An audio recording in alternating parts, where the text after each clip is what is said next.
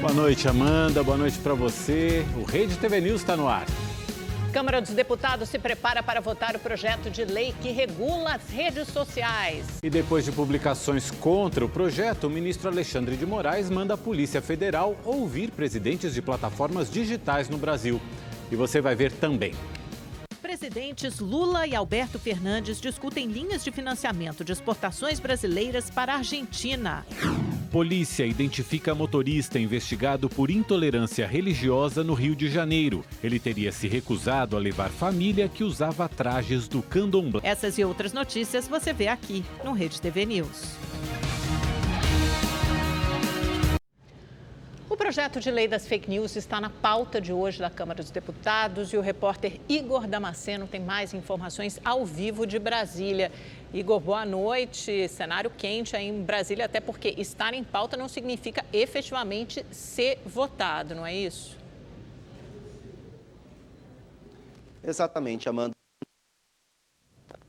Mauro, boa noite a todos que nos acompanham ao vivo aqui no nosso Rede TV News. Dia de grande movimentação aqui no Congresso Nacional, onde eu falo ao vivo, isso por causa da expectativa da votação do PL das fake news. A votação ainda não começou, isso porque os parlamentares que estão presentes, algo em torno de 390 deputados, estão discutindo a proposta, analisando ponto a ponto do texto que foi apresentado pelo relator, o deputado Orlando Silva, do PCdoB de São Paulo. A expectativa é que aconteça em seguida. Agora há pouco, quem passou pelo Salão Verde da Câmara dos Deputados foi o presidente Arthur Lira. Ele disse que a votação só iria começar quando ele conseguisse a quantidade necessária de votos para aprovar o PL das fake news. Algo em torno de 257 votos favoráveis são necessários. Se ele conseguir, o tema volta para o Senado Federal porque sofreu algumas modificações ao longo da relatoria de Orlando Silva.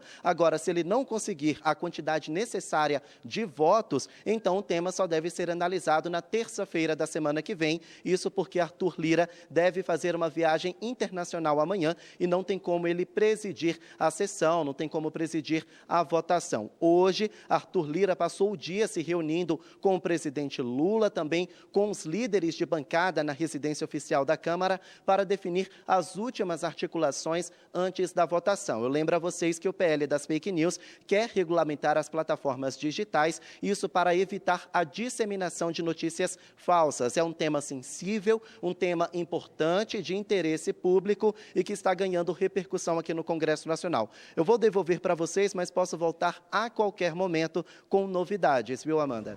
E olha, Igor, eu acho que você vai ter novidades para contar, porque acabou de chegar a informação de que o relator desse projeto de lei, o deputado Orlando Silva, pediu para que o projeto seja retirado da pauta de hoje e provavelmente, então, fica para ser votado na semana que vem. Como o Igor falou, existe toda essa articulação para que o projeto seja aprovado e, pelo visto, o governo não conseguiu ainda ter essa segurança de aprovação desse projeto. Por isso, a retirada do projeto. Daqui a pouco a gente volta. Mas aí é o Arthur Lira que decide, né? O Orlando Silva pede, faz o pedido, mas quem exato, tem a prerrogativa de decidir se mantém ou não na pauta é o presidente da Câmara, Arthur Lira. A gente sabe que todos esses movimentos são combinados, mas aí o Orlando Silva já disse, não deu tempo para analisar todas as sugestões para que se crie uma entidade para fiscalizar ou regulamentar, fiscalizar e supervisionar o cumprimento dessa lei, né? Que é um dos pontos mais polêmicos do texto. Mais polêmicos desse projeto. Enquanto isso, o ministro Alexandre de Moraes, do Supremo Tribunal Federal, determinou que a Polícia Federal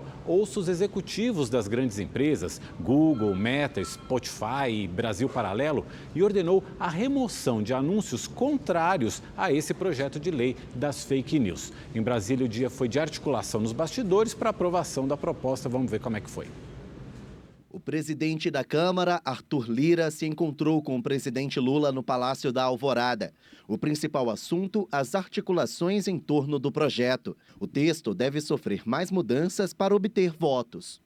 No Congresso Nacional, o deputado Henrique Vieira, do PSOL, levou lideranças religiosas favoráveis ao projeto. Segundo ele, esse texto foi inspirado na Lei de Serviços Digitais da União Europeia.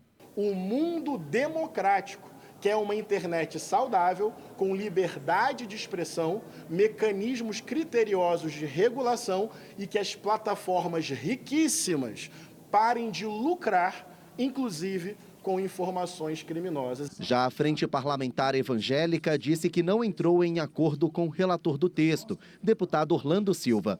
Por isso, a bancada é contrária ao PL. Fizemos algumas ponderações a ele e ele disse que havia alguns requisitos que ele não podia mexer no projeto. E esses requisitos que ele não podia mexer no projeto é aquilo que mais os deixa com medo. Com a proximidade da votação, as grandes empresas de tecnologia se posicionaram. A Google assinou e publicou um artigo com argumentos contrários ao projeto. A Secretaria Nacional do Consumidor reagiu e obrigou a plataforma a sinalizar o conteúdo como publicidade. Também determinou a veiculação de textos favoráveis à proposta. O que essas plataformas estão fazendo é colocar uma verdade única e absoluta em face da sua opinião acerca do projeto de lei 2063. E nós sabemos que há opiniões contrárias. Antes mesmo de acabar a coletiva da Secretaria Nacional do Consumidor, a Google tirou do ar o artigo. Disse que o conteúdo era uma manifestação pública e transparente da visão da empresa sobre o projeto. O ministro da Justiça, Flávio Dino, afirmou que algumas Big Techs estariam direcionando resultados de buscas para conteúdos contrários ao PL das fake news, o que caracterizaria uma prática abusiva. Nós temos as denúncias de inúmeros usuários que mostram que haveria uma manipulação, um direcionamento no sentido de favorecer o conteúdo convergente com a posição da empresa e prejudicar o conteúdo divergente em relação à posição das empresas. Haverá notificação para que não faça. A Suprema Corte se posicionou. O ministro Alexandre de Moraes determinou que a Polícia Federal ouça no prazo de 5 dias os presidentes das empresas Google, Meta, Spotify e Brasil Paralelo. O objetivo é esclarecer as razões de terem autorizado a utilização dos mecanismos que podem, em tese, construir abuso de poder econômico, bem como, eventualmente, caracterizar ilícita contribuição com a desinformação praticada pelas milícias digitais. Google, Meta, Spotify e Brasil Paralelo devem ainda informar em um prazo de 48 horas quais providências reais e concretas tomaram para prevenir, mitigar e retirar práticas ilícitas no âmbito de seus serviços e no combate à desinformação de conteúdos. Uma manifestação a favor do projeto de lei das fake news chamou a atenção de quem passou pela esplanada dos ministérios hoje. Várias mochilas vazias foram colocadas em frente ao Congresso Nacional para lembrar as vítimas de violência em escolas de todo o país. Segundo o movimento cívico Avaz, 35 crianças e adolescentes morreram em ataques desde 2012. Além das mochilas, foram colocadas placas com frases pedindo a proteção das crianças e a regulação das redes sociais. A polícia do Rio de Janeiro investiga um possível caso de intolerância religiosa. Uma família denunciou um motorista de aplicativo que se recusou a levá-los porque eles estavam com vestimentas do candomblé. As imagens mostram um momento em que o motorista de aplicativo chega. Uma das passageiras abre a porta do carona, enquanto as outras, vestidas com trajes da religião de matriz africana, saem de casa. Neste momento, o motorista avisa que não vai fazer a viagem. Depois de uma rápida discussão, ele vai embora. Vera Lúcia Macedo da Rocha e a nora, Thaís Fraga, prestaram depoimento na Delegacia de Crimes Raciais e Delitos de Intolerância. Vera, que foi quem conversou com o motorista, falou sobre a reação dele. Olhou para mim, achou que eu fosse entrar e depois olhou para o lado dela e falou, não vou levar. Eu falei, senhor, por que não vai levar as crianças e minha nora? Não, porque eu não quero levar a senhora. O motorista já foi identificado, mas ainda não foi localizado pela polícia. Assim que isso acontecer, ele vai ser intimado a prestar depoimento.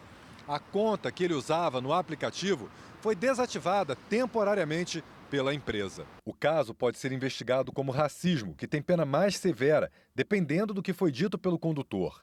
Na semana que vem, as duas crianças devem prestar depoimento. A polícia também quer ouvir o motorista, que em seguida levou as passageiras ao destino. Isso durou 5 minutos, cerca de 5 minutos. Perguntei se seria área de risco. Elas responderam negativamente, não seria área de risco. E que o motorista estava habilitado o carro para receber 4 passageiros, né? No caso 2 adultos e 2 crianças.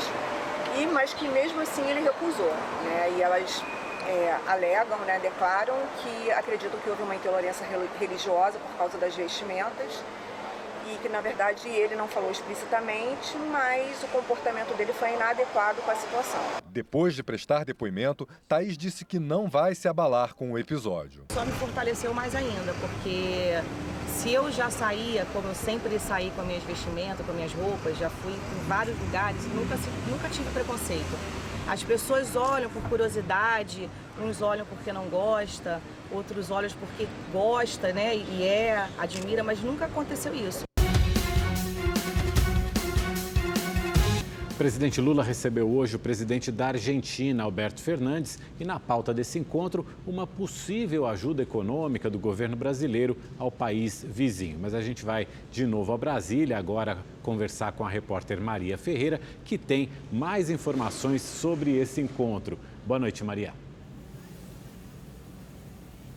Boa noite, Mauro. Boa noite, Amanda. Boa noite a todos que nos acompanham. Olha, uma dessas possibilidades seria uma linha de crédito.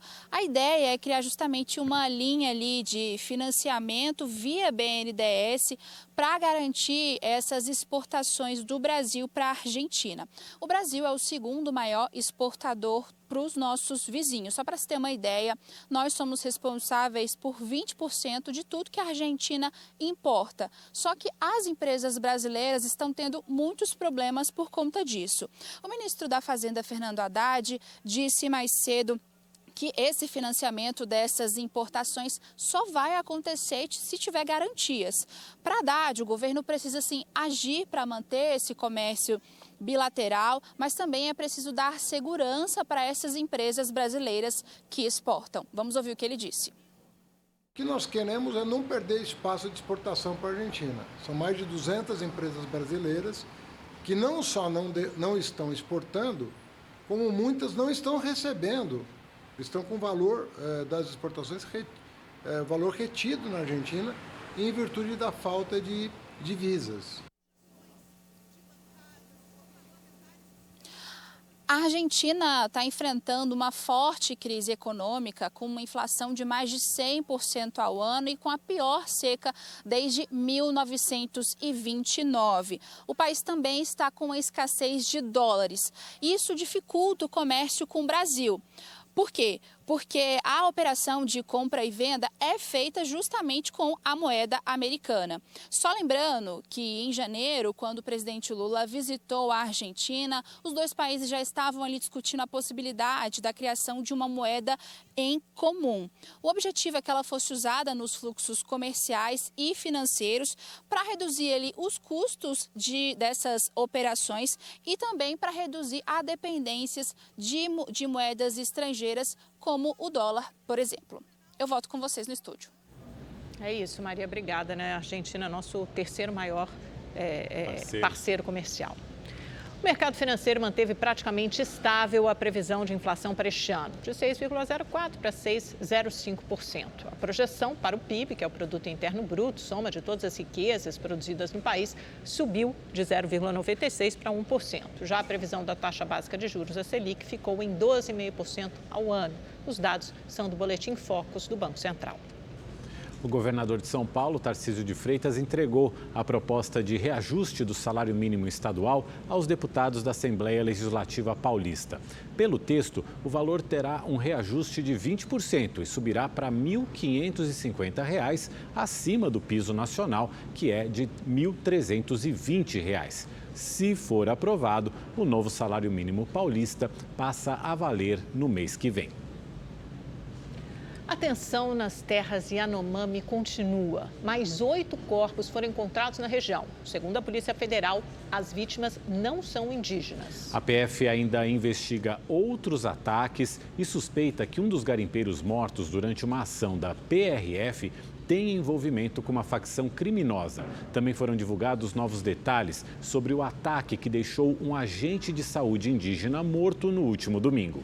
Segundo os relatos locais, as 3 vítimas estavam em frente à comunidade no ritual, às margens do rio Mucajaí. Foi neste momento que os faccionados dispararam várias vezes de um barco no meio do rio. Um grupo de indígenas ainda seguiu os invasores pelo rio, mas recuaram depois que os criminosos começaram a atirar. Eles foram atacados pelo rio em embarcação, que vieram vários garimpeiros, 15, 20 garimpeiros, segundo informações da comunidade que estamos colhendo, Segundo depoimentos, os garimpeiros estavam embriagados e armados. As lideranças acreditam que por conta do armamento utilizado, pistolas calibre 380, o grupo pertence a uma facção criminosa instalada na região, versão que também é aventada pela Polícia Federal. E o nosso serviço de inteligência tem encontrado indícios muito fortes de que alguns pontos de garimpo são mantidos com apoio de organizações criminosas. Isso está sendo investigado, nós não temos ainda informações para adiantar. Uma das pessoas que veio a óbito numa das operações ontem tinha um envolvimento muito forte com uma das organizações criminosas. Isso tudo vai ser apurado dentro do inquérito federal, conduzido pela Polícia Federal, mas o que eu posso dizer para vocês é que o IBAMA acredita que está no caminho certo. Em coletiva de imprensa, antes de retornar à capital federal, a ministra Marina Silva deixou claro que a situação atual é delicada, mas que o governo não recuará. Para mostrar que o governo brasileiro não vai recuar face à criminalidade. As ações, como já foi dito pelo Ministério da Justiça, pelo secretário Tadeu, elas vão ser intensificadas. Vamos reforçar as equipes do IBAMA, da PRF, da Polícia Federal, com o suporte das Forças Armadas. Uma casa desabou, matando uma pessoa e ferindo outras 8 da mesma família numa comunidade na zona norte do Rio de Janeiro. No IML, os amigos e parentes de Daniel Linhares, de 23 anos, choravam ainda tentando entender o que aconteceu. O jovem era feirante e estudante de medicina. Ele tinha ido visitar os amigos. Ele estava assistindo um jogo com um amigo. Esse amigo já foi socorrido, está bem, já está de alta. Teve alta, só que ele foi um dos últimos e não teve o final que nós gostaríamos. O desabamento aconteceu na noite de ontem. As buscas pelas vítimas duraram cerca de 5 horas. Um dos amigos de Daniel se desesperou ao vê-lo sair sem vida dos escombros. 8 pessoas de uma mesma família foram resgatadas com vida, entre elas essa criança. Um alívio em meio à dor e à angústia.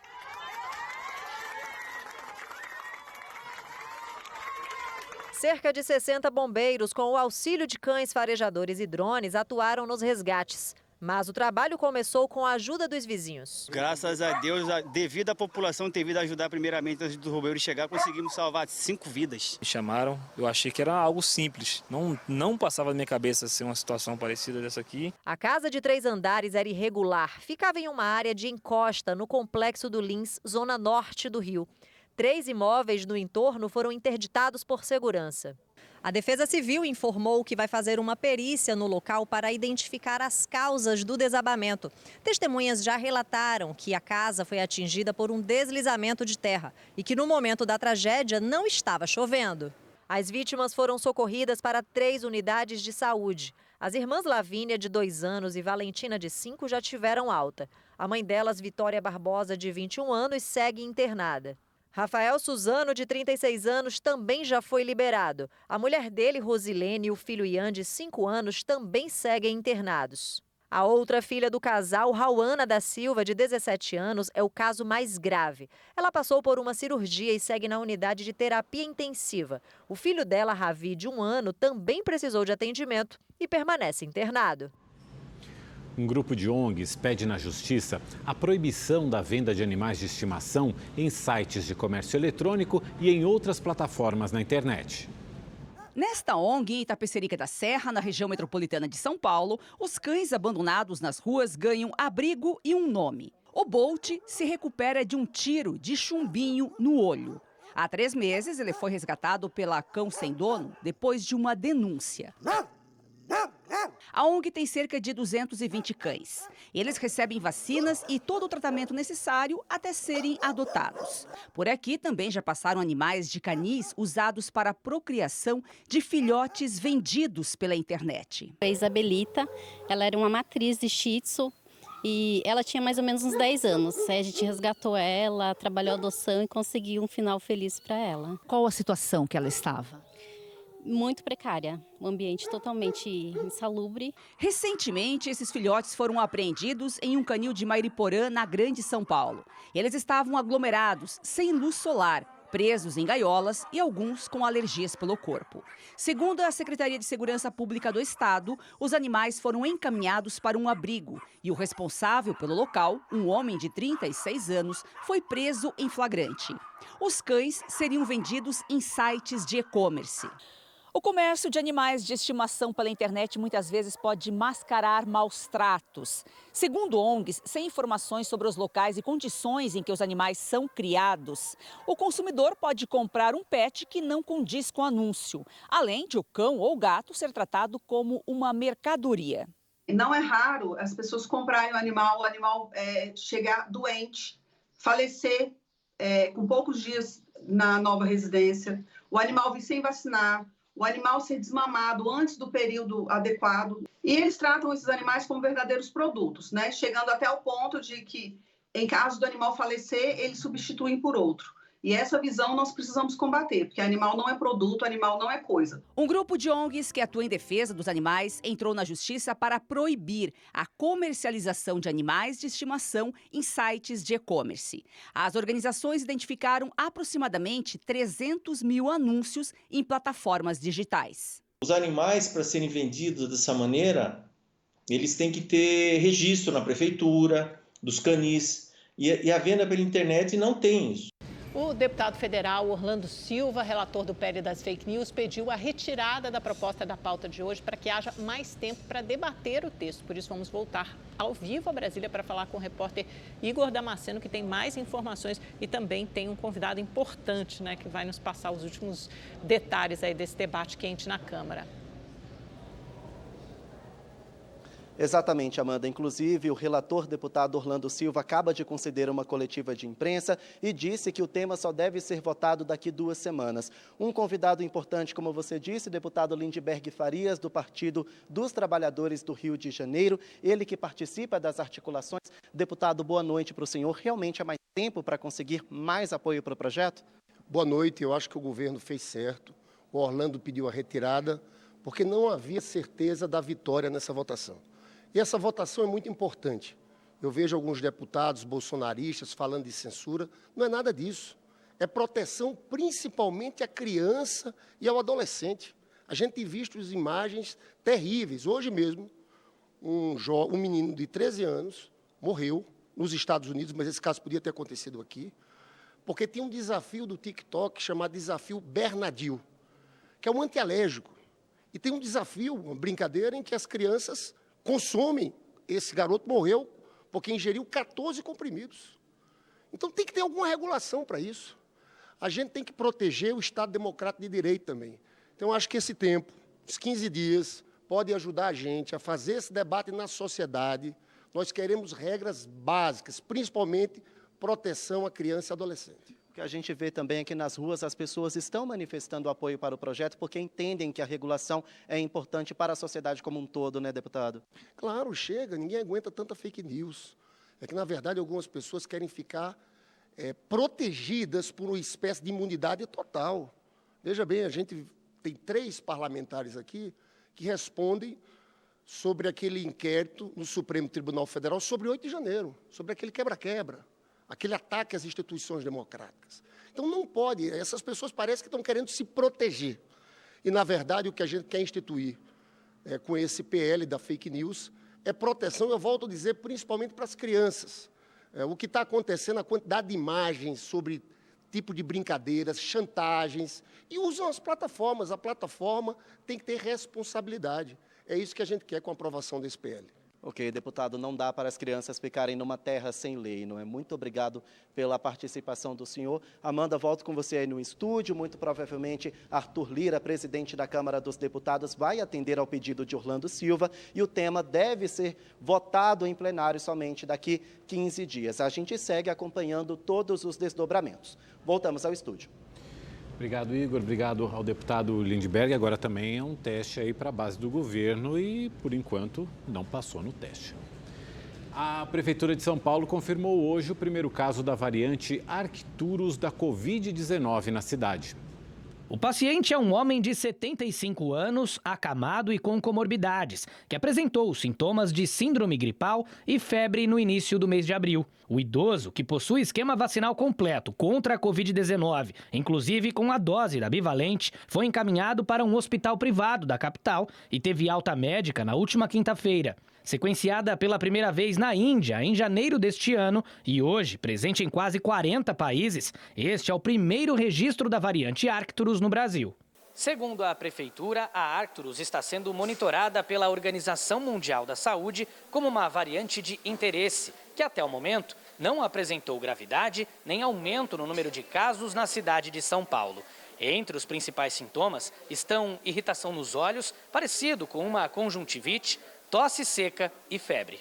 Apesar de ainda não oferecer nenhum risco maior à saúde, este médico infectologista reforça a importância de completar o esquema vacinal contra a Covid-19, inclusive com a dose da bivalente, para se proteger contra as formas mais graves da doença. Não vai ser uma vacina direcionada especificamente, né, para a nova variante que foi identificada agora no final de abril, né, a XBB 1.1.16, mas ela tem sim efeitos de proteção. Por isso que é muito importante para toda a população, e principalmente a população de maior risco, que faça aí seu reforço vacinal, nesse momento que está sendo realizada aí a vacinação com a vacina biespecífica.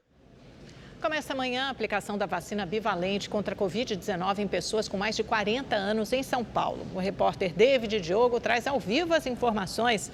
Oi, David, boa noite e boa notícia, né? Exatamente, Amanda. Boa noite para você, ao Mauro e a todos que nos acompanham. A Prefeitura de São Paulo disse que ainda não recebeu as doses disponíveis para esse público, mas que tem o suficiente para atender todas essas pessoas. Justamente devido à baixa adesão das pessoas que têm acima de 50 anos. Até por isso decidiu aí começar a vacinar esse público entre 40 e 49 anos a partir desta quarta-feira, o que representa cerca de 1.700.000 pessoas. A capital tem 600 mil vacinas em estoque, número suficiente para começar a vacinar essa nova faixa etária. Até o momento, o município já aplicou quase 1.289.000 doses da Pfizer bivalente, o que representa aí uma cobertura vacinal de 51,8%. Estão recebendo esse imunizante pessoas que fazem parte dos grupos prioritários, né, que completaram o esquema básico ou que já receberam uma ou duas doses de reforço, respeitando o intervalo de 4 meses da mais recente dose recebida. A chamada Xepa segue disponível para pessoas acima de 18 anos, previamente cadastradas na Unidade Básica de Saúde de referência, caso haja doses remanescentes do imunizante ao final do dia. A vacina está disponível em todas as UBSs e também nas assistências médicas ambulatoriais, as AMAs. Amanda, Mauro. Obrigado, David. E Belo Horizonte é a 17ª capital a liberar a aplicação dessa vacina bivalente para a população a partir de 18 anos. Mas o estoque de doses não é suficiente para atender a demanda. Na maioria dos locais de vacinação, a procura pela bivalente foi grande durante todo o dia. Muita gente enfrentou fila. O imunizante está disponível em 152 centros de saúde e em 3 postos extras. Demorou um pouquinho mesmo, mas muita gente vacinando, prioridade e tudo mais. 40 minutos, mas super tranquilo, assim. Só estava cheio mesmo. Aqui na capital mineira, 1.200.000 pessoas com idade entre 18 e 59 anos podem receber a vacina bivalente. Atualmente, a Prefeitura tem 104 mil doses no estoque. A Secretaria da Saúde ainda não sabe quando vai receber novas remessas do imunizante. Nós estamos monitorando a adesão da população à vacinação bivalente. Se chegar ao final o estoque da vacina, a gente vai ter que aguardar essas remessas e aí nós iremos convocar novamente o público para continuar a vacinação. Além de BH, 16 capitais e o Distrito Federal começaram a aplicação da bivalente na população acima de 18 anos. O imunizante protege contra mais de uma variante do coronavírus. Até agora, 10.500.000 doses foram aplicadas. O Ministério da Saúde informou que tem 37 milhões de vacinas guardadas e que consegue repor os estoques rapidamente. Para tomar o reforço, é preciso ter recebido no mínimo 2 doses de qualquer imunizante contra a Covid há pelo menos 4 meses. Na capital mineira, a adesão entre os idosos é baixa. Em mais de 2 meses de vacinação, a cobertura do público com mais de 60 anos é de apenas 35%. As pessoas têm que entender, principalmente as que estão sendo chamadas para tomar bivalente, que com o passar do tempo as nossas defesas que foram protegidas pela vacina que nós tomamos começam a diminuir. Então precisamos desse reforço.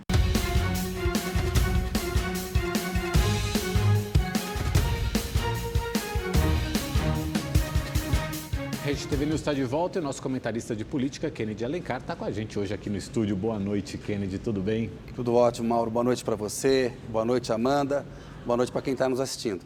Kennedy, o governo não conseguiu voto para aprovar o PL das fake news. Hoje a votação adiada por 2 semanas. Como é que a gente analisa esse cenário? Essa é a leitura correta. Não votou, porque se votasse hoje, perderia. Adiou, porque não tem voto.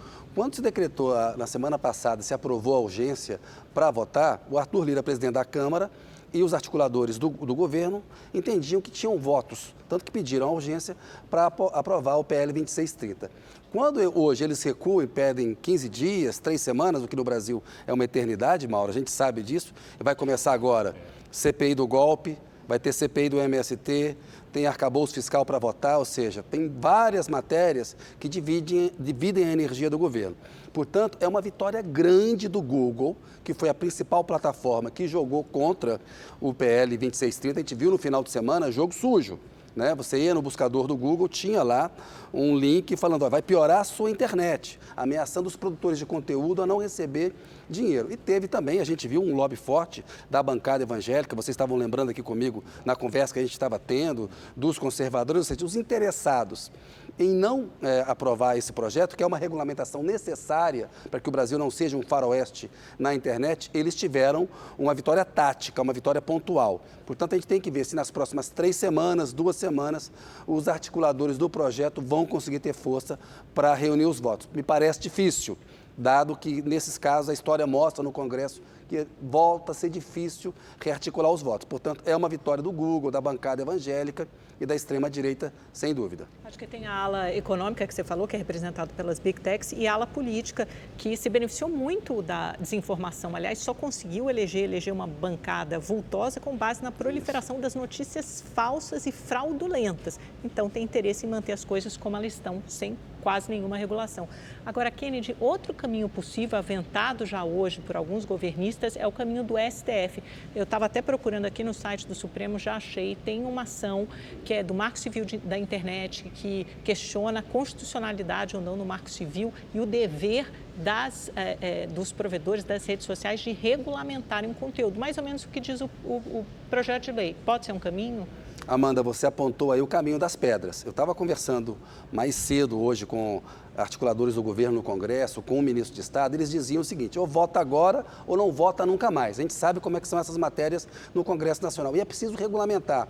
Você lembrou bem, Amanda, a questão da desinformação que enfraquece a democracia, incentivo do ódio no debate público, violência nas escolas, e essas plataformas, elas lucram com isso. Elas lucram com a mentira que dá mais engajamento, elas lucram com polêmicas que dão mais engajamento, elas lucram inclusive com conteúdo pago que impulsiona mentiras. Ora, se você impulsiona uma mentira, você é corresponsável por aquilo. Portanto, um caminho que estava se discutindo é o caminho de se ir pela judicialização, que é o Supremo Tribunal Federal. E por que isso? Porque tem um um consenso, Mauro e Amanda. Assim, depois do 8 de janeiro, que aconteceu aqui, a gente viu o presidente do Executivo, o presidente Lula, o presidente do STF, Rosa Weber, a presidente do STF, os presidentes da Câmara e do Senado, o Arthur Lira na Câmara e o Rodrigo Pacheco no Senado.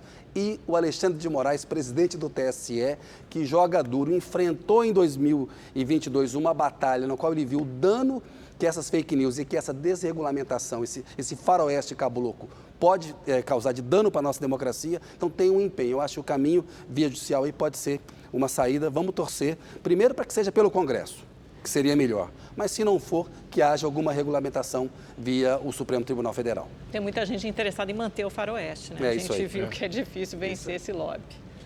Kennedy, obrigado. Obrigado por estar aqui com a gente hoje no estúdio. É sempre um prazer. Boa noite para vocês. Valeu. Boa noite. O Rede TV News fica por aqui. Muito obrigada pela sua companhia. Nos vemos amanhã às 7h30 em ponto. Até lá. Uma ótima noite para você.